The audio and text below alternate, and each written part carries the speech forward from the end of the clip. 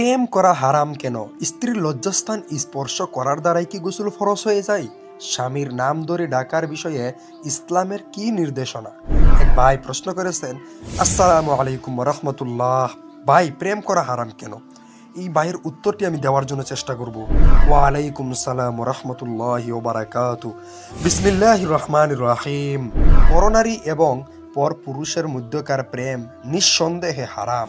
কেননা আল্লাহ তাআলা বলেন, ওয়াল মুহসানাতু মিনাল মুমিনাতি ওয়াল মুহসানাতু মিনাল্লাযীনা উতুল কিতাবা মিন ক্বাবলিকুম ইযা আতাইতুমুহুন্না উজুরাহুন্না মুহসিনিনা গায়রা মুসাফিহিনা ওয়ালা মুত্তাখিযী আখতান।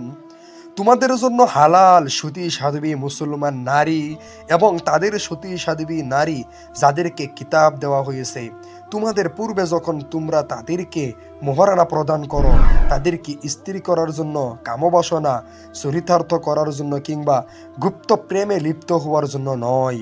সূরা মাইদার মধ্যে বলেন, তাছাড়া এ জাতীয় প্রেম নরনারীকে জিনার নিকটবর্তী করে দেয়, আর জিনা মারাত্মক একটি কবিরা গুনাহ। জিনা তথা অবৈধ শারীরিক সম্পর্ক হারাম, এবং যে সকল জিনিস জিনার নিকটবর্তী করে দেয় তাও হারাম। আল্লাহ তাআলা বলেন, ওয়ালা তাকরাবুজ জিনা ইন্নাহু কানা ফাহিশাতাও ওয়া সাআ সাবিলা। আর ব্যভিচারের কাছেও যেও না, নিশ্চয়ই এটা অশ্লীল কাজ এবং মন্দ পথ। সূরা ইসরার মধ্যে আল্লাহ বলেন, প্রেম করলে শয়তান অবশ্যই জিনা করতে প্রলুব্ধ করে। প্রেমিক প্রেমিকা নির্যাতনা কামনা করবে, আর এটা হারাম।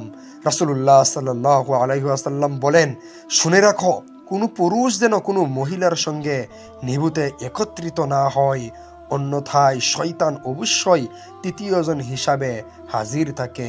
ইবনু মাজাহ, তিরমিজি শরীফের হাদিস। অপর হাদিসে রাসূলুল্লাহ সাল্লাল্লাহু আলাইহি ওয়াসাল্লাম বলেন, দুই চোখের ব্যভিচার হলো হারাম দৃষ্টি দেওয়া, দুই কানের ব্যভিচার হলো পরনারীর কণ্ঠস্বর শোনা, জবানের ব্যভিচার হলো আশুভন উক্তি, হাতের ব্যভিচার হলো পরনারী স্পর্শ করা, পায়ের ব্যভিচার হলো গুনাহর কাজের দিকে পা বাড়ানো, অন্তরের ব্যভিচার হলো কামনা বাসনা আর গুপ্তাঙ্গতা সত্য অথবা মিথ্যায় পরিণত করে। মিশকাত শরীফের হাদিস। বলা বাহুল্য, এর সবগুলোই ধীরে ধীরে হারাম প্রেমে অনুপ্রবেশ করে। এছাড়াও হারাম প্রেম অনেক সময় বান্দাহকে শিরকের নিকটবর্তী করে দেয়, কারণ অনেক সময় তারা একে অপরকে এতটাই ভালোবাসা শুরু করে যে প্রকার ভালোবাসা পাওয়ার দাবিদার একমাত্র আল্লাহ। আল্লাহ তাআলা বলেন, ওয়ামিনান নাসি মান ইয়াত্তাখিযু মিন দুনিল্লাহি আনদাদান ইউহিব্বুনাহুম কাহুব্বিল্লাহ ওয়াল্লাযীনা আমানু আশাদ্দু হুব্বাল লিল্লাহ। আর কোন লোক এমনও রয়েছে যারা অন্যকে আল্লাহর সমকক্ষ সাব্যস্ত করে এবং তাদের প্রতি তেমনি ভালোবাসা পোষণ করে যেমন আল্লাহর প্রতি ভালোবাসা হয়ে থাকে। সূরা বাকারা। আরেক ভাই প্রশ্ন করেছেন, স্ত্রীর লজ্জাস্থান স্পর্শ করার দ্বারাই কি গোসল ফরজ হয়ে যায়? উত্তর, শুধু লিঙ্গ স্পর্শ করার দ্বারা গোসল ফরজ হয় না। যদি পুরুষের লিঙ্গের উপরের খানিক অংশ প্রবেশ করে তাহলে উভয়ের উপরই গোসল করা ফরজ। আর যদি প্রবেশ করার আগেই বীর্যপাত হয়ে যায় তাহলে স্বামীর উপর গোসল ফরজ, স্ত্রীর উপর নয়। আর যদি স্ত্রীর সহবাস করা ছাড়াই বীর্যপাত হয় তাহলে তার উপরও গোসল ফরজ হবে। মূলত দুই কারণে স্বামী স্ত্রীর সম্পর্কের দ্বারা গোসল ফরজ হয়। নম্বর 1, পুরুষের লিঙ্গ প্রবেশের কারণে। নম্বর 2, বীর্যপাতের কারণে। এছাড়া আর কোনো কারণে স্বামী স্ত্রীর সম্পর্কের দ্বারা গোসল ফরজ হয় না।